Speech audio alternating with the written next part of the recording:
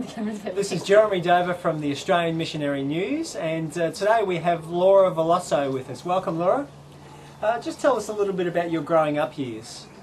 I just grew up in the first 7 years of my life in a street in Canberra which never found anything the same ever again. Basically, this street did everything together. We did a snow trip, we gathered for Christmas carols, we gathered, the whole street would gather for all the birthdays. New Year's Eve, we'd block off the whole street and do sparklers, and I think that's such a pivotal memory of my childhood. It's very hard to find in this day and age, I reckon.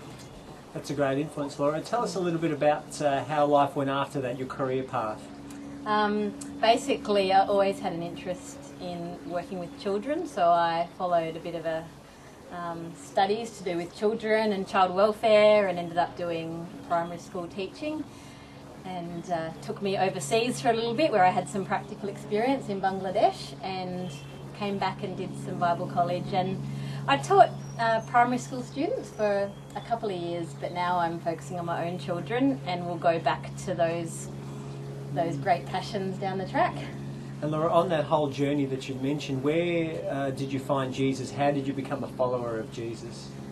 It was very much a part of our family and a part of everyday life for us, but as a 9, 10, 11, 12-year-old, I felt like I needed and I wanted to make that decision for myself and to follow, to make that choice that I wanted to know about Jesus for myself, not based on anything that my parents had shown me or whatever. Like, their input was pivotal, but I realised about that age that I wanted it for myself.